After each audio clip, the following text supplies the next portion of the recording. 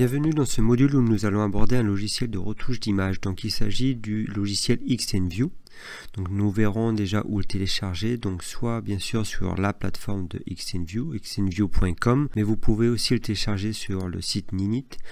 Donc sur ce site Ninit, je n'en reparlerai pas pour les autres logiciels comme Inkscape et GIMP. Ce site répertorie tous les logiciels gratuits existants et vous permet de les télécharger en un seul clic. Donc il suffit de sélectionner chacun de vos logiciels que vous voulez prendre. Donc par exemple Xtenview, Inkscape et GIMP, c'est ce que nous verrons dans les prochains modules, mais aussi d'autres logiciels comme LibreOffice, PDF Creator, etc. Et il suffit de lancer le petit bouton ici Get Your Ninit.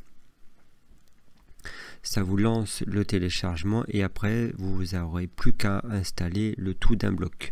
Donc enregistrer le fichier et après on le lance. Ce qui vous permet de télécharger tout sans avoir tout ce qui est le risque d'avoir des petites publicités, d'avoir des petits malwares, etc. Donc on va fermer tout ça. Maintenant nous allons voir comment justement ouvrir une image avec ce logiciel que nous avons installé. Donc la première image c'est celle-ci. Donc forcément quand je lance une image, elle se lance avec le logiciel qui est prédéfini par Windows. Ici Windows utilise automatiquement ce logiciel là, la galerie des photos. Donc le problème avec cette galerie des photos, on peut absolument pas faire de retouche d'image. Donc on peut par contre faire tout ce qui est pivotement et surtout tout ce qui est diaporama. Mais on n'a pas tous les outils pour la retouche d'image. On a aussi un autre logiciel qui est souvent présent sur Windows, c'est celui-là. Donc je vais sur l'image, clic droit, ouvrir avec. Et là, j'ai tous mes logiciels possibles pour ouvrir une image. Donc vous aurez souvent celui-ci. Ce logiciel-là est un petit peu plus performant et vous permet de faire les toutes premières retouches. Donc vous aurez ici bien sûr tous les outils apparents. Donc ces outils peuvent apparaître. Donc on voit qu'ils ont disparu ici. Il suffit que je clique sur mon image ou que j'aille dans le haut de la fenêtre pour les revoir apparaître.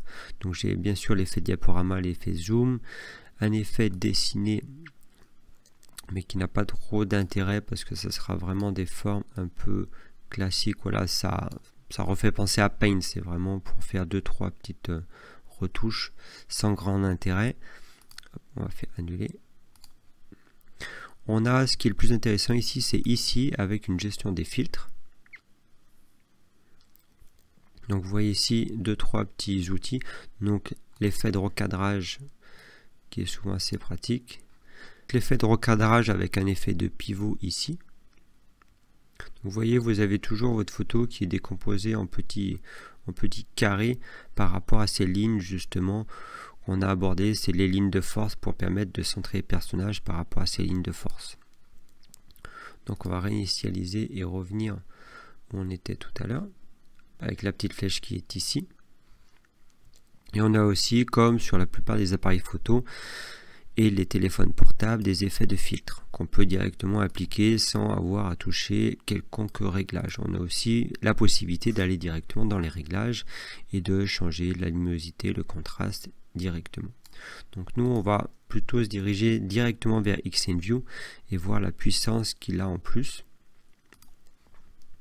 Nous voici sur Xtenview, donc l'apparence est un peu plus vieillotte, mais il a beaucoup de fonctionnalités intéressantes.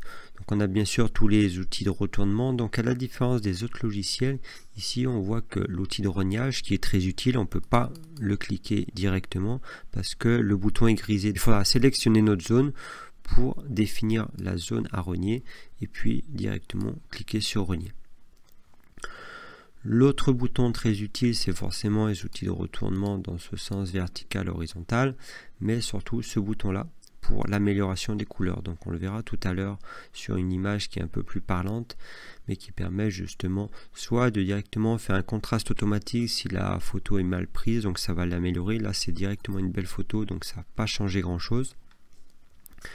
L'intérêt, juste avant que je passe à une retouche d'image, c'est bien sûr le lancement du diaporama, mais c'est aussi les options d'impression qu'on verra dans le module d'après, mais aussi les options de scanner qui vous permettent d'aller chercher votre scanner directement au lieu de passer par le logiciel de votre imprimante. Maintenant, on va faire une petite retouche sur cette photo-là pour vous faire voir un petit peu la puissance du logiciel. Donc là, si je veux que mes images s'ouvrent à chaque fois avec XNView, il faut que je choisisse avec choisir une autre application et automatiquement, elle va s'enregistrer. Toutes les images en format PNG, par exemple, vont s'ouvrir avec XNView. Donc ici, je voudrais lui donner un petit effet. Donc je voudrais seulement que l'intérieur du cadre soit en noir et blanc. Donc là, forcément, j'ai pas de sélection comme avec d'autres logiciels où je peux sélectionner point par point. Donc je peux que faire un rectangle. Donc le problème, mon rectangle, ça sera jamais bien beau parce que le cadre n'est pas tout à fait droit. Donc là, j'ai toujours l'effet de rotation. Je ne vais pas aller chercher l'effet de rotation ici parce que c'est des rotations à 90 degrés, mais je vais aller dans les outils de l'image, donc image, et je vais aller dans rotation et rotation libre. Donc une petite fenêtre s'ouvre et moi je vais indiquer justement l'angle de la rotation que je veux afin que mon cadre apparaisse à peu près droit. Encore un petit peu. Voici. Maintenant j'ai plus qu'à dessiner à l'intérieur de mon cadre l'espace que je veux mettre en noir et blanc. Et là je veux dans ce bouton ici, je peux aller aussi dans les autres boutons au niveau de l'image, mais je vais prendre le raccourci, ça sera plus simple. Donc teinte, luminosité, saturation. J'ai cette fenêtre qui s'ouvre. Bien penser à cocher cette case là qui vous permet de voir directement l'aperçu et pas seulement dans cette petite vignette. Donc là, si je diminue la saturation, on le voit que ça se fait sur toute l'image, mais si je fais appliquer à l'image, je vois que c'est bien seulement dans mon rectangle. Et OK. Donc vous voyez qu'en quelques petits clics, j'arrive à donner un petit effet. Donc bien sûr plus compliqué si je veux faire l'inverse. Si je veux faire l'inverse, autant sur PowerPoint, on aurait copié-collé cette image deux fois, la recadrer, en mettre une en noir et blanc et l'autre en couleur. Ici, on n'a pas la possibilité de prendre plusieurs photos et les mettre l'une sur l'autre. Donc on aurait pu aussi faire, si on revient en arrière, plusieurs cadres et à chaque fois les mettre en noir et blanc. De cette manière-là, on serait arrivé au même résultat, mais en beaucoup plus de clics. Donc c'est en fonction de chaque logiciel finalement, et à chaque fois de chaque volonté, on va se dire, ben moi j'ai besoin de tel et tel outil. Comment je vais faire? Est-ce que je vais plutôt utiliser PowerPoint, Inkscape, XNView ou GIMP?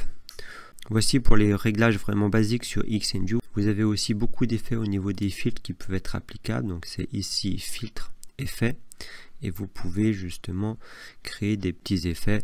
Alors certains effets ne vont pas forcément marcher, donc ça peut venir soit du logiciel, soit de la photo qui n'est pas tout à fait conforme. Donc on voit par exemple là, c'est un effet spirale qui peut être utile par rapport à certaines images. Donc on va pas aborder plus par rapport à XNView, mais non, on va voir ce qui est plus important par la suite. Vous verrez tout ce qui est export.